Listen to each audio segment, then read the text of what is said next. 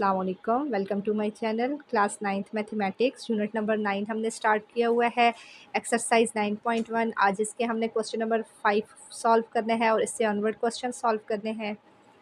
Question number 5 में कह रहे हैं a plank is placed straight up stair that 20 centimetre wide and 16 centimetre deep. कि हमारे पास एक ये स्टेयर है, सीढ़ी, उस सीढ़ी के ऊपर एक बॉक्स पड़ा है। A rectangular box of height 8 centimetre. उस जो बॉक्स की हाइट है वो है 8 सेंटीमीटर और उसकी जो विड्थ है, जो चौड़ाई है उस बॉक्स की, वो है x सेंटीमीटर। अब हमने मालूम क्या करना है, ये जो x है इसकी वैल्यू हमने मालूम करनी है।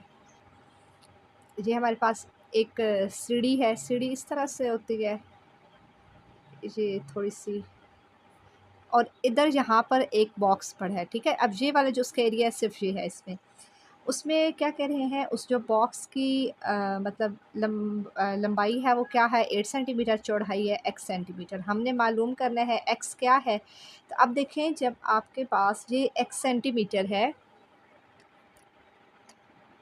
तो ये भी आपके पास x सेंटीमीटर होगा। मतलब ये एक ट्रायंगल बन रही है, एक ये ट्रायंगल बन रही है। जब इस ट्रायंगल की बेस x है तो इस ट्रायंगल की बेस भी क्या होगी, x है। जब इस ट्रायंगल की जो हाइट है वो 8 सेंटीमीटर है तो इसकी भी हाइट क्या होगी, 8 सेंटीमीटर हो जाएगी। अब देखिए, हम इसमें वही यूज़ करेंगे, यूजिंग सिमिलर ट्रायंगल वाला हम यूज़ करेंगे रेशियो फार्मूला। कोरस्पॉन्डिंग साइड्स जो होती हैं वो इक्वल होती हैं। कोरस्पॉन्डिंग साइड्स क्या होती हैं, जो मतलब आमने सामने होती हैं। मतलब एक ट्रायंगल की जो साइड होती है, एक साइड लेते हैं, वही दूसरी ट्रायंगल की भी साइड। फॉर एग्जांपल, इसकी बेस हम ये ले रहे हैं तो उसकी बेस भी हम यही लेंगे। ये हाइट है तो इसकी हाइट भी यही लेंगे। अब कोरस्पॉन्डिंग साइड में ये देखें, इसमें x अब ये हम ले रहे हैं। अब ये देखिए, इसकी ये बेस x है, ये ट्रायंगल, दो ट्रायंगल्स हैं ना, कितनी ट्रायंगल्स हो गई, 2 ट्रायंगल। जब इस ट्रायंगल की ये x है तो दूसरे वाली की ये बेस भी हमारे पास x है, तो टोटल ये हमारे पास x हो गया। x डिवाइडेड बाय, अब इसकी जब हमने ये बेस ली है तो इस ट्रायंगल ये जो है इसकी भी हम ये वाली बेस लेंगे। ये 20 तो आपके पास गिवन था, तो ये 20 आ गया, इज़ इक्वल।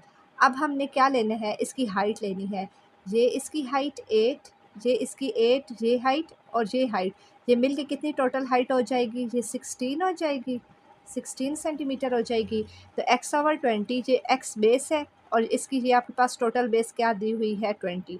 ये इसकी 8 हाइट है और इसकी अगर 8 ये और 8 ये रहे तो 16 टोटल हो जाती है। तो टोटल इसकी हाइट क्या है, 16, 8/16 आ जाएगा। फिर हमने इसको क्रॉस मल्टीप्लाई किया है तो x क्या आ जाएगा, 10 सेंटीमीटर।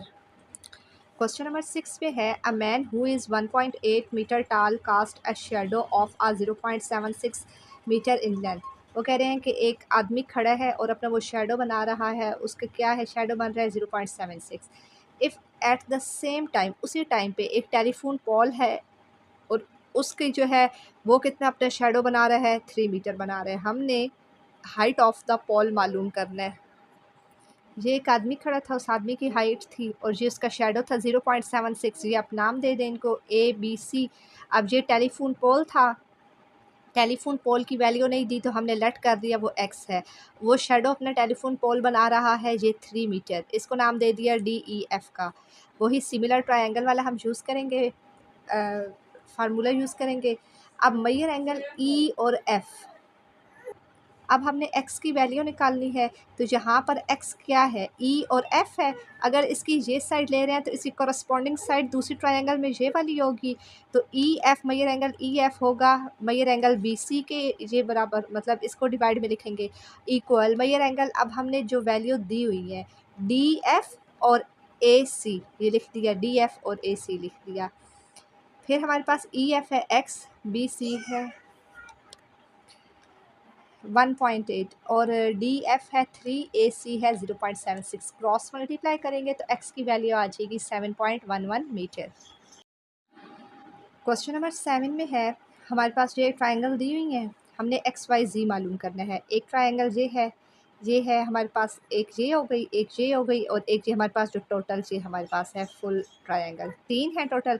इसमें हमने एक्स वाई और Z मालूम करना है। तो इसको हम देख लेते हैं। ये हमारे पास एक टोटल ट्रायंगल दी हुई है। अब वी हैव 3 राइट ट्रायंगल्स, हमारे पास 3 राइट ट्रायंगल है, 1 2 और ये एक फुल 3 हो गई। अब इसको हमने नाम दे दिया, ये है ए बी सी डी और बस यहीं तक डी तक। अब हमारे पास क्या है, बी ए और बी ए डी है, ए सी बी है और ए सी डी है। एक ये ले ली, एक ये ले ली और एक ये कंप्लीट ले ली, 3 हो गई। अब बारी बारी इसको हम सॉल्व करेंगे। अब इसकी लें ए सी और डी ट्रायंगल लें। तो सी पे हमारे पास क्या है, ये एंगल बन रहा है, तो सी के सामने ये क्या होगा, हाइपोटेन्यूज होगा। यहाँ पर मैंने सेपरेट बना ली है, ये मैंने बना ली है ए सी और डी। हमारे पास सी पे क्या था, एंगल था, सी के सामने हाइपोटेन्यूज होता है, फिर ये बेस हो गई है और इस एंगल के साथ जो होता है वो होता है परपेंडिकुलर होता है।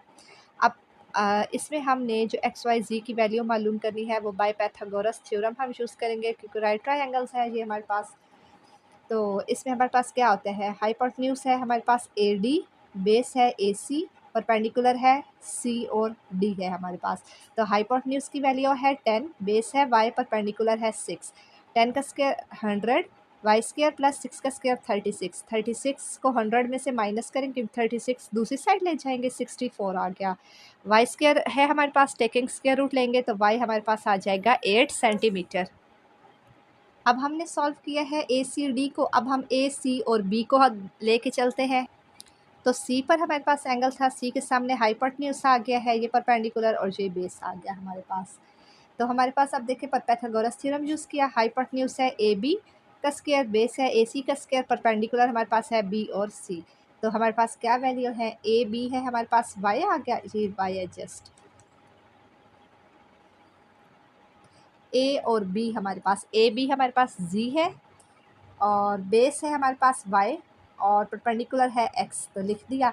अब पीछे हमारे पास जो y की वैल्यू आई थी y स्क्वायर की, वो 64 थी, तो y स्क्वायर हमने पुट कर दिया यहाँ पर 64, तो g square equal 64 plus x square, इसको इक्वेशन नंबर 1 का नाम दे देंगे। फिर अब हम जो कंप्लीट हमारे पास राइट ट्रायंगल है बी ए और डी, ये वाली बी ए और डी, इसको अब हम यूज़ करते हैं।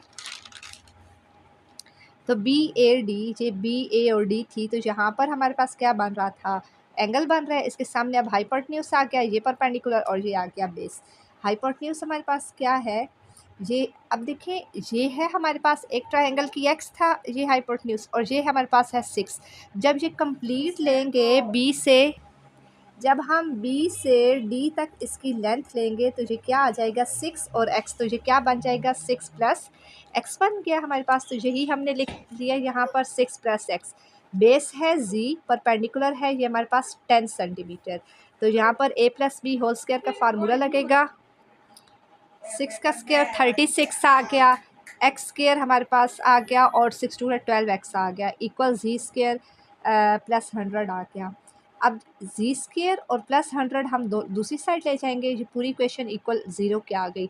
अब हमने ये हमारे इक्वेशन 1 को नाम दिया है, तो जी स्क्वायर किसके बराबर था 64 प्लस एक्स स्क्वायर के, वो हमने यहाँ पर पुट कर दिया। बाहर माइनस है, माइनस ब्रैकेट के अंदर सॉल्व किया तो माइनस 64 माइनस प्लस माइनस का एक्स स्क्वायर और बाकी इक्वेशन वही आ गई। एक्स स्क्वायर एक्स से कैंसिल हो जाएगा, 12x आ गया, प्लस का 36 माइनस का 64 माइनस का 100, सॉल्व करें तो माइनस का 128 आ गया, इक्वल 0।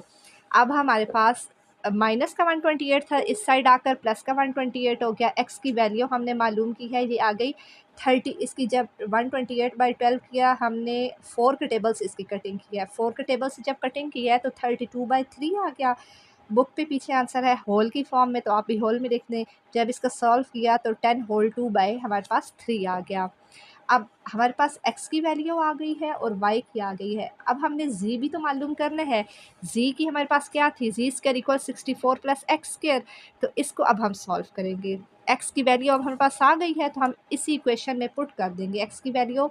अब x की हम कौन सी वैल्यू पुट करेंगे, ये वाली पुट करेंगे, 32/3 वाली पुट करेंगे, 32/3 का स्क्वायर, 32 का स्क्वायर 1024, 3 का स्क्वायर 9, एलसी इसके डिनोमिनेटर में कुछ नहीं है, 1 आ गया, 9 आ गया।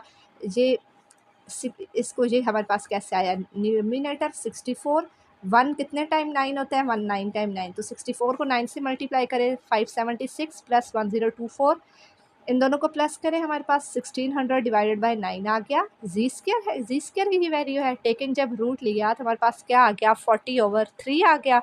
इसका भी हमारे पास होल में आंसर है, जब डिवाइड किया तो जी की वैल्यू आ गई 13 होल 1/3 सेंटीमीटर।